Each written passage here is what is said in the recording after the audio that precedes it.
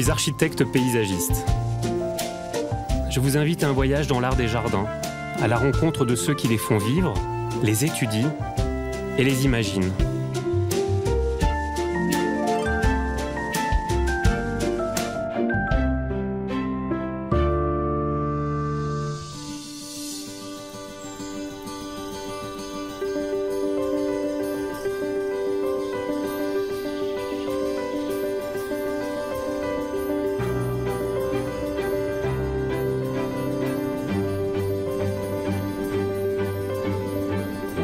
En partie creusé dans la falaise de Cré, le long d'une boucle de la Seine, le château de la Roche-Guyon surplombe un jardin potager et fruitier hors du commun.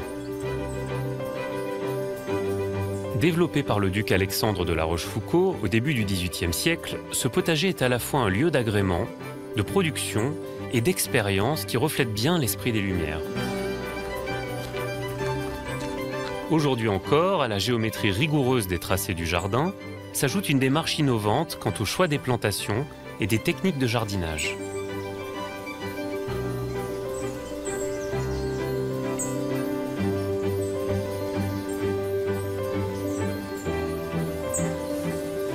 Progressivement abandonné au cours du XXe siècle, un établissement public gère le domaine et lui permet aujourd'hui de sauvegarder et mettre en valeur son patrimoine.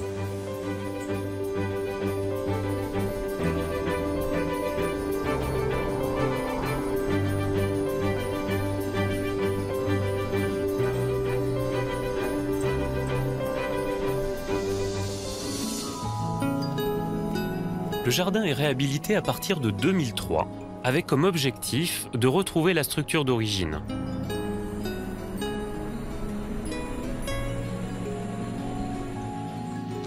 Antoine Quenardel est paysagiste. Il intervient dans le jardin depuis 2008. Il est chargé de sa remise en culture. Antoine, ça fait bientôt 8 ans que tu redonnes vie au potager du château de la Roche-Guyon. Comment vous l'avez découvert quand vous êtes arrivé ici la première fois ? Le jardin avait cessé d'être cultivé depuis les années 1970. À partir de là, on élabore, on formule une proposition assez simple qui consiste à mettre en culture ce jardin potager historique afin qu'il produise alors des légumes, mais aussi du sauvage, qu'il accueille une biodiversité sauvage. Donc ça, c'est le volet écologique du projet qu'on a formulé dans un premier temps. Le domaine du château de la Roche-Guyon comprend un jardin potager et fruitier d'environ 3,5 hectares et un jardin anglais de 15 hectares. Le château, adossé au coteau calcaire, domine la Seine.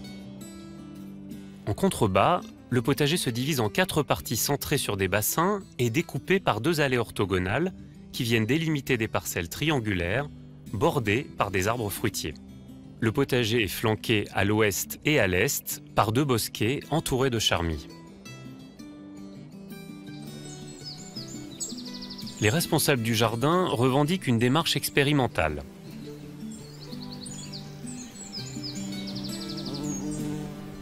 Les jardiniers pratiquent des méthodes de culture basées sur l'observation et le fonctionnement de la nature. Donc là, les allées, vous avez une machine qui règle vos soucis, notamment de désherbage. Vous laissez quelques allées en laisser aller, on va dire. Et que deviennent les triangles? On a défini différents types de cultures. On a la moitié du jardin potager qui fait l'objet de plans de culture, de rotation de culture, entre des cultures paysannes d'un côté, donc toutes les plantes céréalières, mais aussi les tournesols, les maïs. Et puis d'un autre côté, les plantes potagères annuelles. Donc c'est des parcelles qui évoluent en permanence. Et puis de l'autre côté, on a des cultures qui sont plus fixes, plus pérennes. Un carré avec ces 8 triangles qui sont destinés aux petits fruits. Et puis un carré avec ces 8 triangles qui sont destinés aux plantes utiles, c'est pas un bon terme, mais aux plantes médicinales, aromatiques, condimentaires. Il y a également une parcelle qu'on a laissée telle qu'elle depuis le début de cette reprise en main, qu'on appelle la parcelle témoin, sur laquelle on fait également des analyses, des tests. Il s'avère que c'est celle qui offre les meilleurs résultats. Donc là, si je comprends bien, ce que vous ne souhaitez surtout pas ici au potager, c'est mettre le potager sous cloche. Voilà, c'est ce qui nous intéresse depuis le début de cette aventure. C'est surtout d'être dans un rapport de prolongement par rapport à l'histoire. Surtout pas dans une espèce de conservatoire où on cultiverait que des légumes anciens en costume d'époque avec des chapeaux de paille, mais bien de comprendre le passé pour le prolonger. L'historien de l'alimentation Florent Kellier a beaucoup travaillé sur le jardin potager au XVIIIe siècle, au siècle des Lumières en particulier, et il définit le jardin comme un cabinet de curiosité en plein air. C'est-à-dire un lieu d'acclimatation, d'innovation, de modernité à l'extrême. Ce qui prônait au XVIIIe, c'était vraiment cette idée de modernité, cette idée d'être à la pointe. Et c'est ce qu'on fait ici en formant d'une certaine manière les jardiniers du futur qui sont tournés vers l'écologie, vers la conscience que de toute façon la planète est finie et que les ressources ne sont pas inépuisables.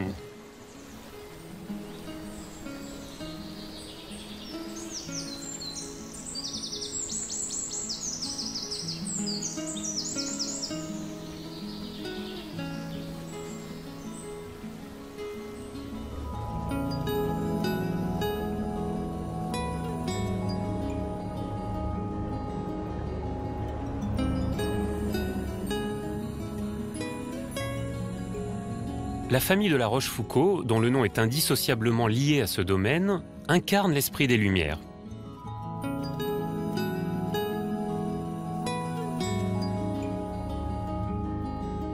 Daniel Vaugelade est historien, grand connaisseur du château de La Roche-Guyon. Il a également participé à la réhabilitation du potager. Alors Daniel, la situation du château, elle est clairement stratégique. On est entre les falaises de calcaire et les boucles de la Seine. Tout à fait. Nous sommes ici sur la frontière entre la France et la Normandie. Et ce château qui a été construit au XIIe siècle, il est fait pour être vu et pour voir. C'est un signe extérieur de puissance. Au XVIIIe siècle, la forteresse n'a plus aucune utilité. La puissance du seigneur, elle va se reporter sur le potager, sur les espaces extérieurs qui deviennent le signe de leur mainmise sur leur domaine. Surtout, ce qui est étonnant, c'est que le potager de La Roche-Guyon est au pied du château, devant les fenêtres, en majesté. Traditionnellement, les potagers, on les retrouve plutôt en périphérie, sur les côtés des demeures. C'est une volonté délibérée du duc Alexandre de La Rochefoucauld et de sa fille, la duchesse d'Anville, d'installer un potager de façon ostentatoire. C'est une façon d'affirmer leur puissance. Et il va devenir un architecte qui va dessiner et qui va gérer ces domaines. Mais alors pourquoi on choisit le potager pour démontrer sa puissance? Parce qu'au XVIIIe siècle apparaît une nouvelle science qu'on appelle l'économie politique. Et le potager devient une sorte de laboratoire. La duchesse d'Anville va accueillir ici les philosophes, va accueillir les économistes et en particulier les physiocrates.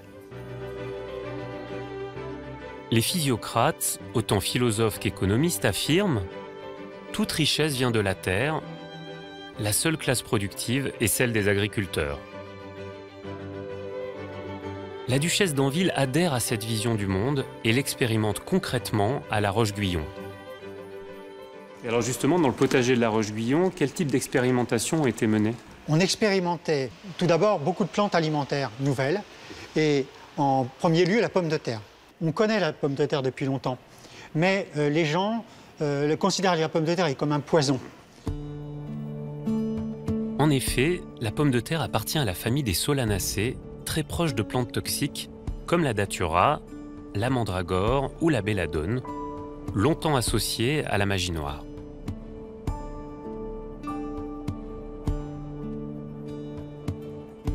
Alors par contre, il y a une idée sous-jacente, c'est-à-dire que les pommes de terre, c'était aussi pour produire autre chose que simplement du blé. Oui, il faut absolument diversifier les cultures. Pour qu'il n'y ait pas que le blé, en fait. Il ne faut pas qu'il n'y ait que le blé, parce que le blé est soumis à des aléas climatiques, et on sait qu'il a besoin d'été sec, alors que la pomme de terre peut se contenter d'été humide et se conserve très bien. Alors est-ce qu'on peut dire que la duchesse d'Anville est à l'avant-garde quand elle décide de planter de telles surfaces de champs de pommes de terre? Oui, tout à fait. L'originalité de la duchesse d'Anville, c'est de réussir à convaincre les habitants du duché que la pomme de terre est une plante qui peut éviter les famines.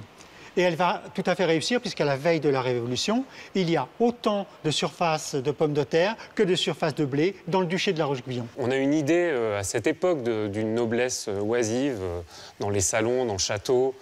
Là, clairement, c'était des gens qui étaient entrepreneurs. Ils s'attaquent à leur domaine, ils proposent de nouveaux projets, ils sont dans leur terre, quoi. Ils sont actifs. Ils descendent de leur château, ils vont dans les jardins, ils surveillent, ils plantent, ils acclimatent, aussi bien ici à La Roche-Guyon qu'à La Rochefoucauld, dans les Charentes, où on va aussi faire les mêmes expérimentations. Ce sont vraiment des gens engagés dans leur époque, des novateurs, des entrepreneurs.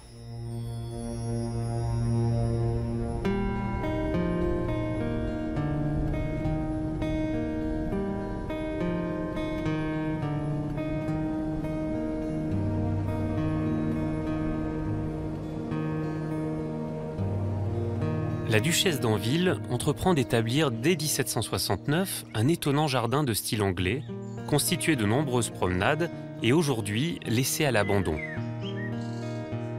2 siècles et demi plus tard, on en distingue encore quelques traces. Gabriel Wick est historien du paysage. Il est passionné par le jardin anglais de la Roche-Guyon. Alors Gabriel, on a le sentiment de se promener dans une jolie petite forêt ici, mais c'est beaucoup plus que ça.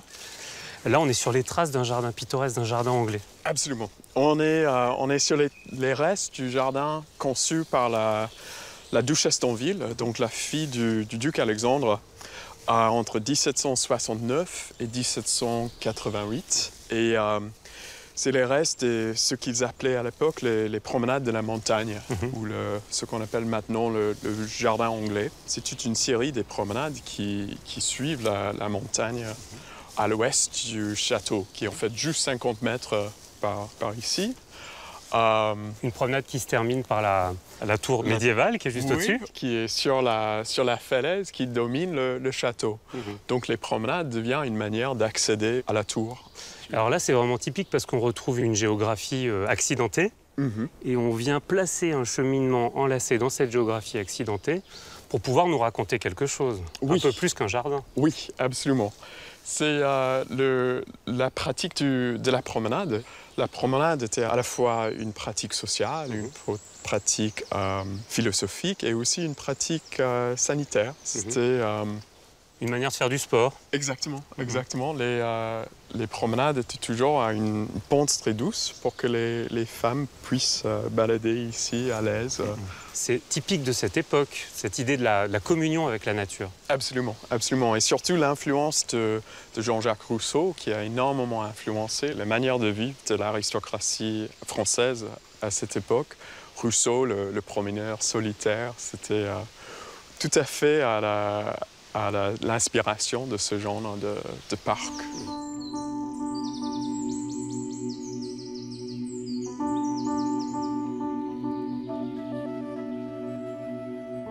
Dans les jardins anglais, divers petits édifices appelés fabriques structurent la composition, orientent les vues et ponctuent le cheminement. Comme ici où l'on découvre, si on y prête attention, cette grotte autrefois aménagée et ornementée. Elle était dévolue au recueillement, à la contemplation, à la lecture.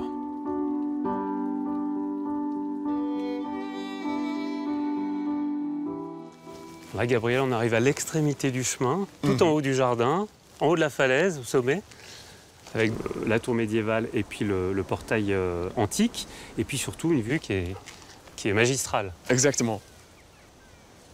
Donc là, ça c'est une vue qui est scénographiée, c'est-à-dire qu'on a le mur d'un côté, la forêt de l'autre, c'est ce qu'on peut appeler un cône de vision. Exactement. Et ça, c'est tout à fait dans le style pittoresque.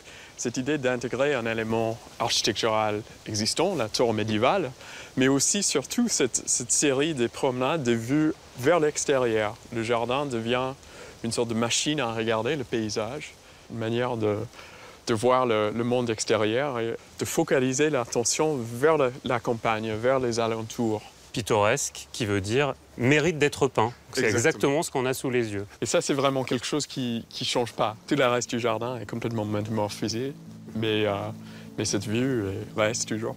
Elle est là, quoi. Elle ne bougera pas. Exactement.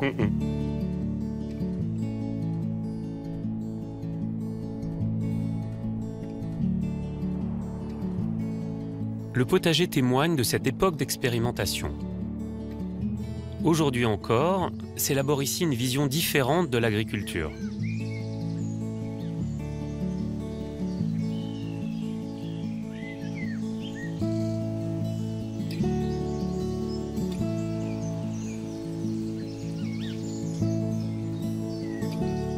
Jean-Luc Bourse est chef jardinier. Il détermine les plans de culture du potager.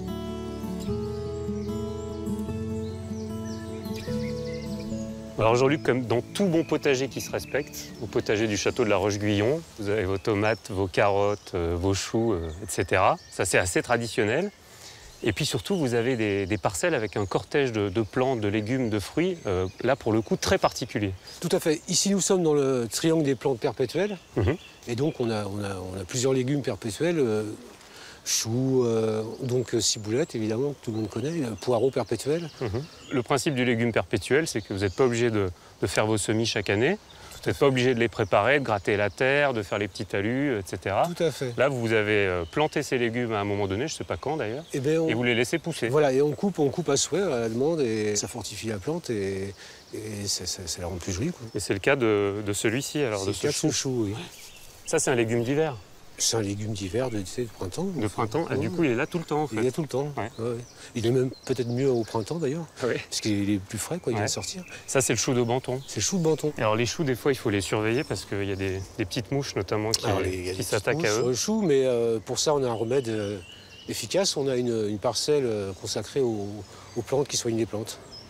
Des plantes pharmaciennes. Des plantes pharmaciennes. C'est la boîte à pharmacie, le placard à pharmacie du potager. Voilà, tout à fait. Ouais.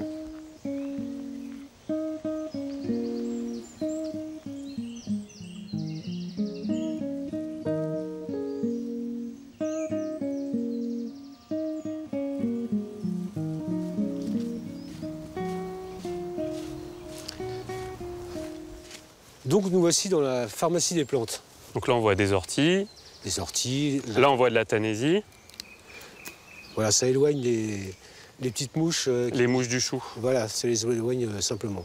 Et alors, on l'utilise aussi en fongicide, c'est-à-dire on l'utilise pour tuer des petits champignons. En champignons. Là, plutôt en la faisant fermenter, c'est-à-dire en faisant un petit purin. Exactement. Et ça sent hyper fort. Donc oui, on comprend bien à quel point elle peut dissuader la mouche de s'approcher des choux. Effectivement, ça la décourage un peu quand même. On fait une macération d'une 8aine de jours en principe et on pulvérise au pulvérisateur comme on fait avec les produits chimiques. Avec les produits chimiques. Vos produits chimiques, ils sont là, quoi. Voilà, c'est ça. Ils sont tout verts et ils sont bien utiles. Et ils sont tout verts, ils sont gratuits. Et ils sont pas dangereux surtout. Ouais. Ces plantes-là sont au cœur du potager. Exactement. Elles ne sont pas dans les coulisses. Vous allez même plus loin que ça, vous venez souligner les rangs avec des petits plants de buis. Voilà, c'est un petit côté esthétique et puis, ça montre aux gens qu'il ne faut pas les négliger, quoi. Ils sont aussi utiles et ils sont indispensables d'ailleurs pour les carottes, pour tous les légumes et même pour soutenir les arbres. Donc, toutes ces plantes sont vraiment valorisées dans le potager et surtout, comme vous donnez les recettes de ces insecticides, de ces fongicides, il y a des gens qui vous piquent les recettes quand ils viennent ici. C'est fait pour ça. C'est fait pour ça. Le partage, c'est le jardin.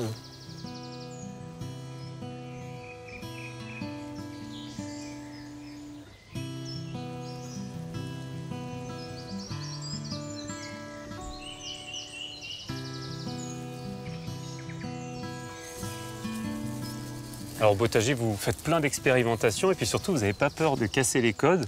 Là, dans les alignements de poiriers et de pommiers qui sont vraiment traditionnels du jardin classique, vous êtes venu planter un grenadier. Voilà, il se trouve qu'il y avait un creux là, dans cette plate-bande et donc on s'est dit pourquoi pas planter un grenadier. Qui pousse très bien. Alors, on voit la fleur qui vient de sortir et puis la fleur qui est en train de se transformer là. Oui, c'est très joli. Alors Jean-Luc, qu'est-ce qui fait la différence entre jardiner au potager du château de la Roche-Guyon et jardiner dans un autre potager ?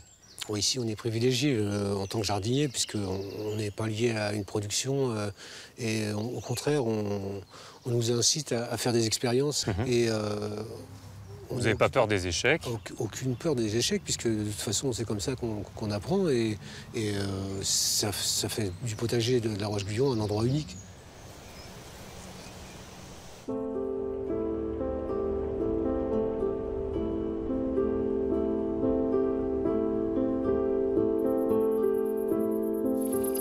Paysagiste et jardinière, Emmanuelle Bouffet participe à la remise en culture du potager. Elle s'intéresse à la nature et à l'état du sol et particulièrement à la vie qui s'y développe. Ça, Emmanuel, c'est un substrat qui est facile à manipuler. T'as pas l'air de trop forcer, là. Non, là, je force pas parce que la terre est d'excellente... La texture de la terre est très très bonne. Ils sont bons, là. Ouais. Et ça, c'est grâce au travail qui a été réalisé depuis plusieurs années dans le potager pour améliorer la structure du sol. C'est ce que vous avez fait ici, sur cette parcelle en partie, non? Oui, et dans toutes les parcelles, on essaye d'obtenir ça, mais ça se fait très progressivement, puisque chacun des triangles, chacun leur tour, vont passer en parcelle de compost. Et du coup, quand tu utilises cet outil, qui s'appelle la grelinette... Voilà. La fonction de la grelinette, c'est avant tout d'aérer le sol. Ouais. Puisqu'en jardinage moderne, Ouais. on ne retourne plus la terre, puisqu'on a compris qu'il fallait préserver la vie de chaque étage du sol. On le voit, nous, dans nos analyses de sol qu'on fait faire donc régulièrement. C'est ça que le biologiste va regarder, donc mesurer toute la vie du sol. Et on s'aperçoit que là où il y a le meilleur résultat, c'est là où il y a de la végétation qui est en place. Donc on commence bien avec le sol. Et ensuite, on s'intéresse quand même à cette matière-là, c'est-à-dire à la terre, parce que la terre, vous ne la voulez pas à nu comme ça, vous voulez travailler au-dessus de la terre. Ah oui, alors on laisse toujours un couvert végétal. Ouais. D'ailleurs, là, c'est ce qu'on peut remarquer. Vous allez peut-être penser que c'est une friche et qu'on ne s'en est pas occupé. En réalité... C'est hyper riche, en fait. En réalité, c'est hyper riche et le sol est protégé par la végétation en attendant d'être recultivé par des plantes que l'on aura choisies. Mais il va passer l'hiver avec ce petit manteau vert. Dans la parcelle où nous nous trouvons, c'était des pommes de terre qui ont été arrachées. Et puis très vite, le fait d'avoir remué la terre a permis à des tas de petites graines de germer. Donc là, par exemple, on a des amarantes, c'est ça? Là, ouais, là l'amarante qui a déjà un petit peu commencé à grainer, mais alors qui est une plante aussi qui pousse très vite après qu'on ait remué la terre, considérée souvent comme une mauvaise herbe. On a aussi de la capucine qui a poussé toute seule. La capucine, bon bah là on reconnaît bien sa feuille toute ronde. Et puis elle a des jolies fleurs oranges, mais là... On peut manger la feuille et la fleur, dans la capucine. Voilà, surtout la fleur, oui, qui a un petit goût piquant comme le radis. Et là, labourage qui est ce qu'on appelle l'étoile bleue du jardin. Très bonne. Pas mal. Ça a le goût de quoi? De poisson. Voilà, c'est ça. On dit que ça a le goût d'iode un peu, Voilà. Même d'huître parfois. Ici, vous avez du kénopode aussi. Ouais, ça c'est peut-être pas votre préféré celui-là. Eh bien si, c'est Ah bon un de nos préférés parce que là, à ce stade-là, on ne peut pas le manger. Mais au stade de jeune feuille, c'est délicieux aussi, c'est comme un épinard. Et surtout, il a une racine, ce kénopode. Oui, alors là, j'ai emmené plein de choses avec moi. Donc si on les arrache, eh ben, on supprime la vie. Là. Ce que tu veux dire, c'est que là, tu la coupes ici, Voilà. tu la laisses pourrir en fait, c'est ça? Voilà, cette je la racine laisse dans le sol. Voilà. Et elle va se faire digérer par les habitants du sol. Et en même temps, elle aura travaillé le sol avec... Voilà, ça permet aussi aux vers de terre de faire beaucoup d'allers-retours et eux aussi sont des bons petits laboureurs. Et puis ça fait un super travail de décompactage. C'est presque la grelinette végétale, quoi. La grelinette végétale. On se dirige vers le moins possible de travail du sol.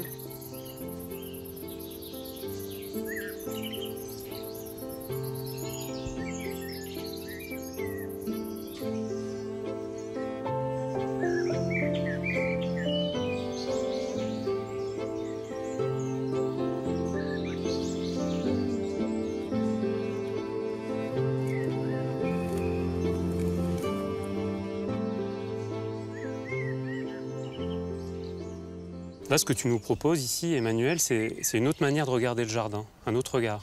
Oui, ça fait partie de la pédagogie de ce jardin pour montrer aux visiteurs, au public, qu'un autre jardin est possible, avec effectivement une évolution dans le regard et dans la façon de considérer les soi-disant dites mauvaises herbes.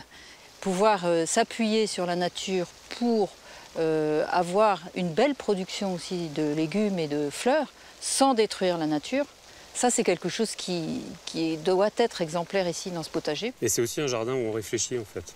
Voilà. En fait, souvent quand on jardine, les personnes vous disent « Oh, j'ai jardiné, ça me fait du bien, j'ai pensé à rien ». Alors que, en fait, quand on jardine, on ne fait pas rien, on ne pense pas à rien. Enfin, et on est toujours en train de se dire « Est-ce que cette plante, je la garde? Est-ce que je ne la garde pas? Est-ce que, oh tiens, voilà un insecte ». Et le jardin est vraiment aussi un lieu de découverte et de connaissance. Toute l'originalité de La Roche-Guyon est d'avoir su rester un jardin expérimental, en acceptant les mauvaises herbes, en améliorant le sol, en testant de nouvelles espèces comme le jujubier ou le grenadier, inhabituels dans un potager. Aujourd'hui, chacun s'attache à respecter l'esprit des lieux en perpétuant ce désir d'innovation, ce nécessaire grain de folie. Le duc de La Rochefoucauld ne dira-t-il pas « Qui vit sans folie n'est pas si sage qu'il croit ».